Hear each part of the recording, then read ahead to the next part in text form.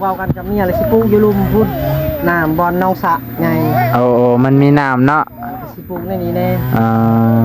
ปลูกอยู่พุ่นบักตัวกับบักแตงนี่แหละสิได้ปลูก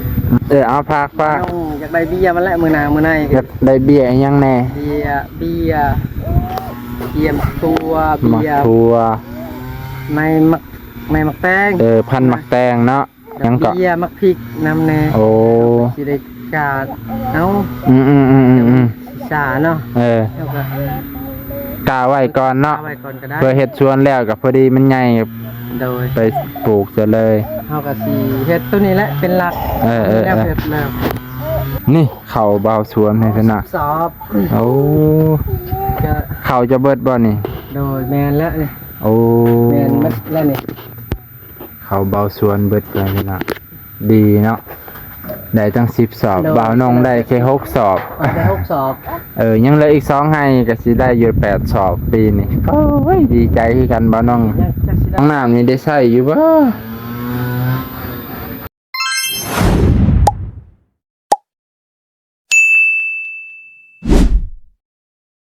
สบายดีพ่อแม่พี่น้องลุงป้าและสวัสดีครับพ่อแม่พี่น้องมื้อนี้มาหาบ่าวสวนเด้อพ่อแม่พี่น้องหลังจากที่บ่ได้มาหาเพิ่นโดนได้ยินข่าวว่าเกี่ยวข้าวเกี่ยวน้ำช่วงนี้มีแต่เกี่ยวข้าวพ่อแม่พี่น้องเกี่ยวข้าวบ่าวนงว่านี่ก็ไปค้นข้าวซอยหลานนะป้าตอมื้อนี้ก็มาฮอดเฮือนเพิ่นเห็นบ่าวสวนนั่งตอกโปกโป่งเป้งๆอันเฮือนครัวเพิ่นนี่แหละ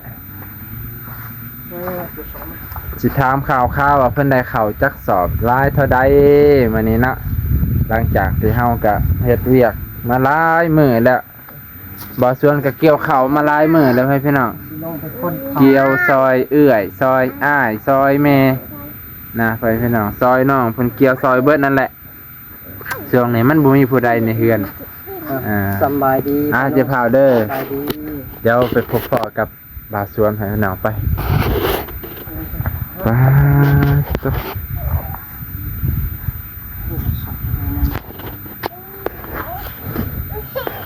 จะมาสบายดีบ่าวสวนสบายดีบ่าวน้องโดยสบายดีมื้อนี้ก็บ่าวสวนคนเข้าแล้วก็จัดเข้าระเบียบโอ้ได้ลายบ่ปีนี้ได้10สอบใช้พาไปเบิ่งหน่อยมาเบิ่งก่อนนี่เข้าบ่าวสวนให้พี่น้องสอบโอ้เข้าจะเบิดบ่นี่โดยแม่นแล้วนี่โอ้แม่นหมดแล้วนี่เขาเบาสวนเบิดไปนะดีเนาะได้ตั้ง10สอบบ่าวน้องได้แค่6สอบได้6สอบยังเหลืออีก2ให้ก็สิได้อยู่8สอบปีนี้โอ้ยดีใจคือกันบ่าวน้องยังสิได้ยังไปกินอยู่เกี่ยวแล้วเพิ่นให้บ่โดยเพิ่นให้เป็นแบงเนาะเป็นแบงให้ครับไปซอยนี่ก็แม่กินไปเกี่ยวข้าวซอยเพิ่นนี่ก็บ่าวสวนจังนั้นก็ลงไปคนเขาไปหาคนซอยรถไทยไปซอยเพิ่นและบายคนเป็นสอบมานี่บ่คนเขาเกี่ยวข้าวพรที่เขาเกี่ยวแล้วเนาะโดยเกี่ยวข้าวพรแล้วก็คนกองไว้โดยให้รถปั่นโดยนี่ก็บ่ได้อยู่เฮือนหากะอยู่นี่แหละคนจัดระเบียบเขาห้ากะพานแล้วที่นี่ได้ห้ากะพานแล้วพาถึงผู้หลักผู้ใหญ่บ่าวแสนโดยก็บ่เคยเห็นเนาะช่วงนี้เนาะบ่เคยอยู่เฮือนเฮาก็ยังติดเวียกงานนี่แหละบ่าวแสนน้องบ่าวแสนน้องบ่าวสลีบ่าวสวนก็ยังเฮ็ดเวียกเฮ็ดงานเกี่ยวกับเจ้าน้ำแล้วก็มีบ่าวน้องมาสัมภาษณ์ขอบคุณหลายๆบ่าวน้องผู้หลักผู้ใหญ่บ่าวแสนนำบ่าวสลีบ่าวสวนก็ยังบ่ทันได้เฮ็ดเวียกเฮือนดอกแต่ได้เฮ็ดอยู่แต่งานทันงานนี้นี่อยากเนาะมีผู้ใดซอยไอ้น้องเนาะอันนี้ก็แม่บักกิมเพิ่นลงกับบักกิมนั่นแหละเพิ่นเนาะกับนางพรแน่เพิ่นก็ได้ลงไปเกี่ยวข้าวแล้วเพิ่นน่ะคักอยู่เด้เพิ่นครัวเพิ่นประตูทางนี้เป็นจังได๋เพิ่นเนาะคักอยู่บ่ประตูเพิ่นขึ้นทางนี้กึบเรียบร้อยเลยโอ้ตัวงามตัว เนาะไปพี่น้องเพิ่นก็ได้ไปเกี่ยวข้าวเกี่ยวน้ำนะบรรยากาศเบิ่งบรรยากาศอ้อมเฮือนก็เกี่ยงไปหลายเติบได้พี่น้องเกี่ยงบ่มีขยะดอกเพราะว่าเพิ่นก็ช่วงนี้ทำความสะอาดแน่เพิ่นก็เก็บกวาดจูดนำนะทางนาครับบรรยากาศยังเป็นจังซี่อยู่พี่น้องช่วงนี้ก็อากาศสิแบบว่าอ้าวเพราะว่าพายุสิเข้ามาในวันที่6วันที่8เพิ่นคาดว่าฝนก็ตกยามนี้อ่ะกวยป้าผักเพิ่นไปพี่น้องพุ่นผักทั่วตัวมีแต่หัวละพาพี่น้องผักอีตูเนาะ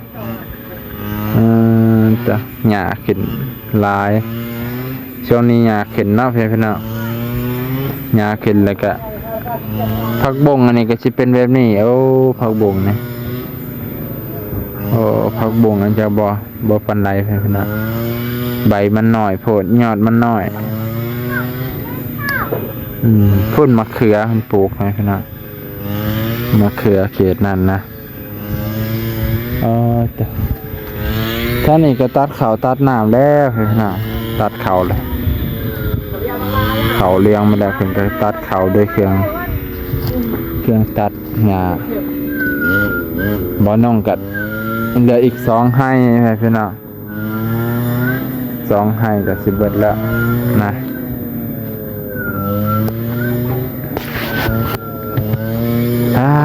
ต่อ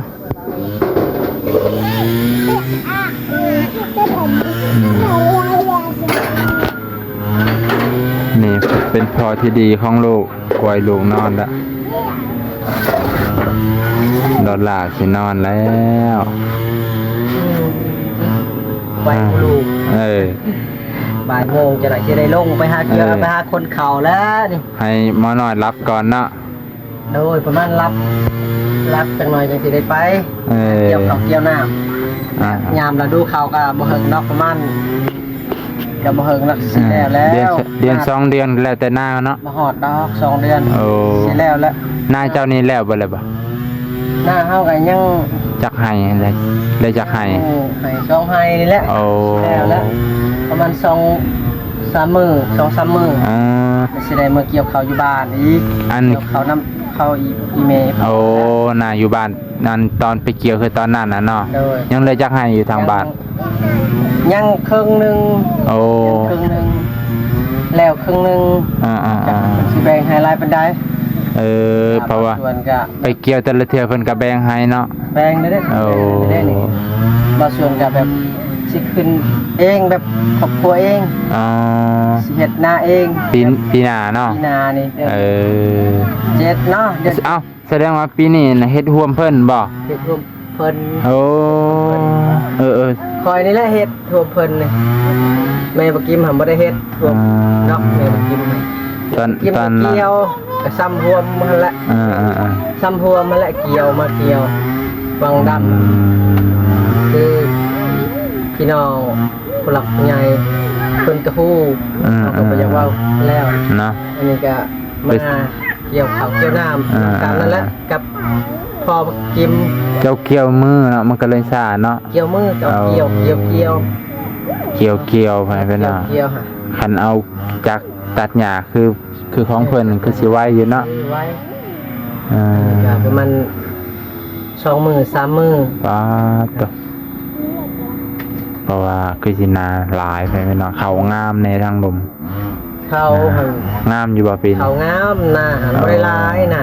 งามแต่หน้าบ่ลายหน้าเอกหน้าถามเนาะหน้าห้องชื่อว่าหน้าถามเนาะหน้าถามนั่นแหละหน้าห้องหน้าค่อยติดคอแหละของค่อยกันในโน่นนี่แหละของบ่ส่วนนี่กันในโน่นบ่ได้งามในโน่นสิบ่ได้เขาปลูกอันนี้ก็สิ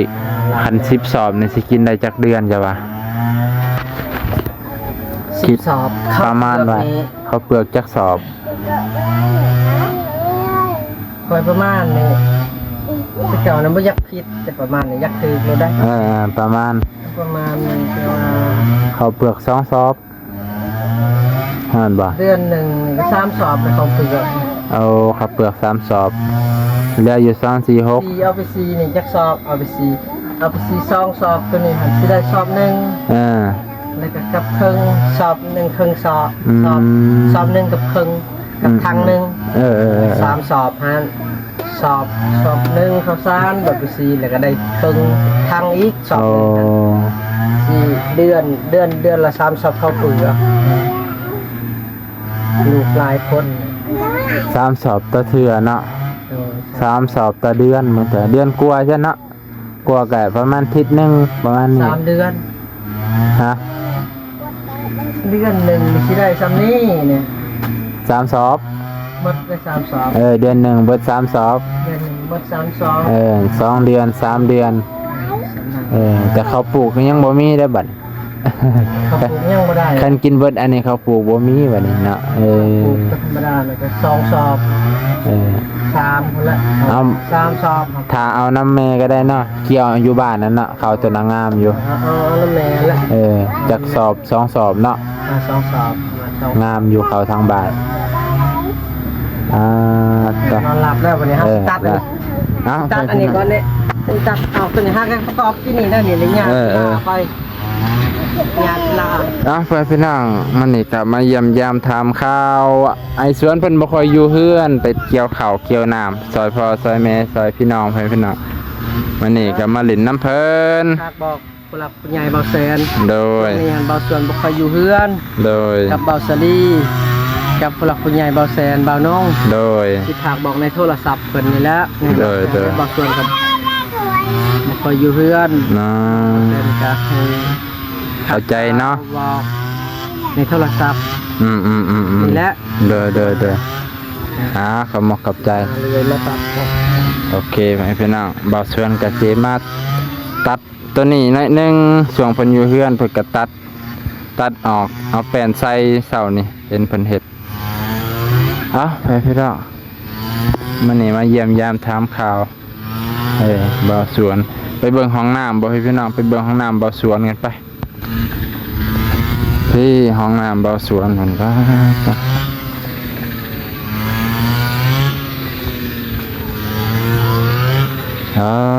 มาเบิ่งห้องน้ำกันโอ้สะอาดสะอ้างบ่มีโอให้พี่น้องห้องน้ำนี่ได้ใส่อยู่บ่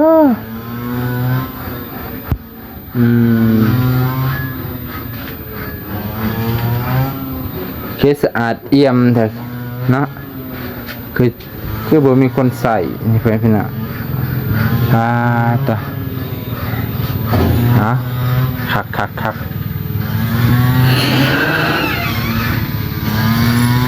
ทั้งนี้เพิ่นก็ตัดเขาแล้วให้พี่น้องตัดเขาตี 3 ตี 4ได้ยินเสียงแน่ถ้าบ่น้องมีหน้าแบบนี้โอ้ยบ่ต้องซื้อเข่าเลยพี่น้อง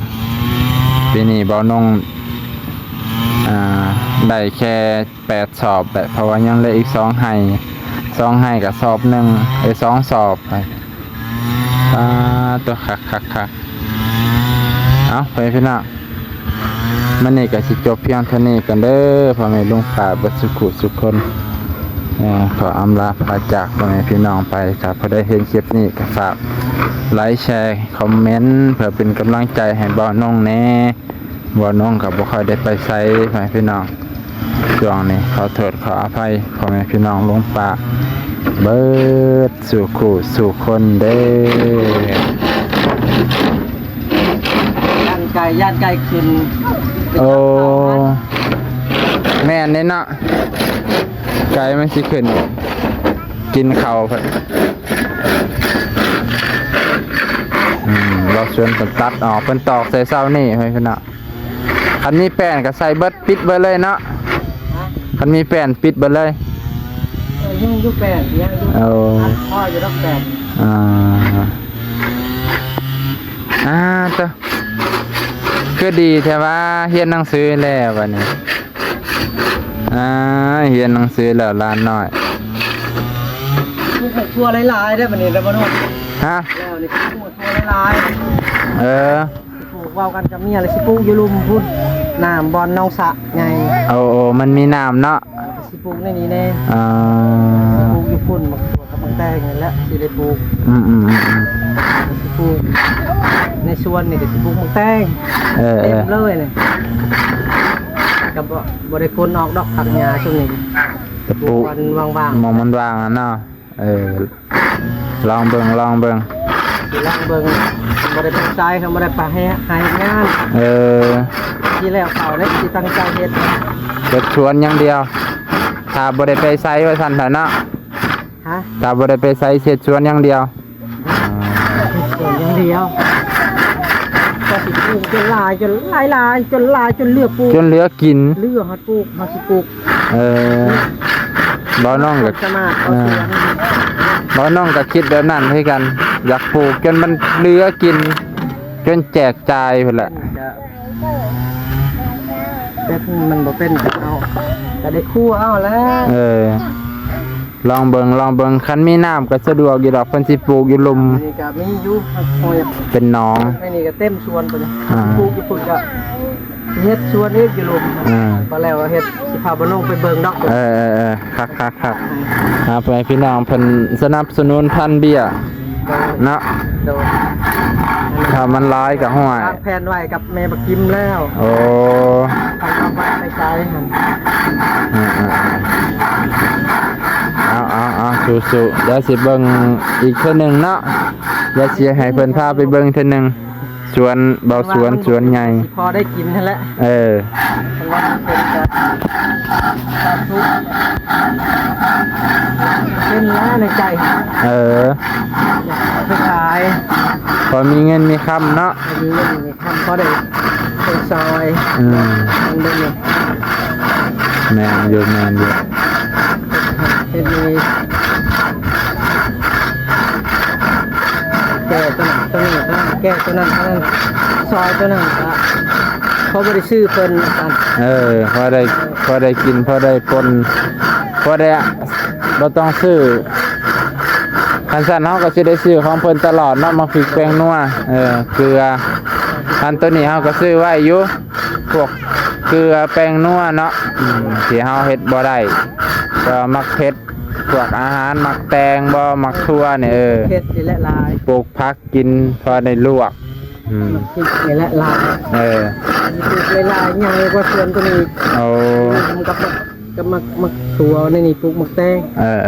มักถั่วกับลายเป็นได้อยู่ผุนลายอะไรบ่อนน้องน้ำใหญ่เด้ ที่มันลายที่มันกว้างบ่ดินงาม ดินงาม เป็นดินแดงเป็นดินลุบดินผู้ดินลุบดินแดงดินแดงมันงามอยู่แล้วเนาะแห้งเขาไปจูดเนี่ยให้งาม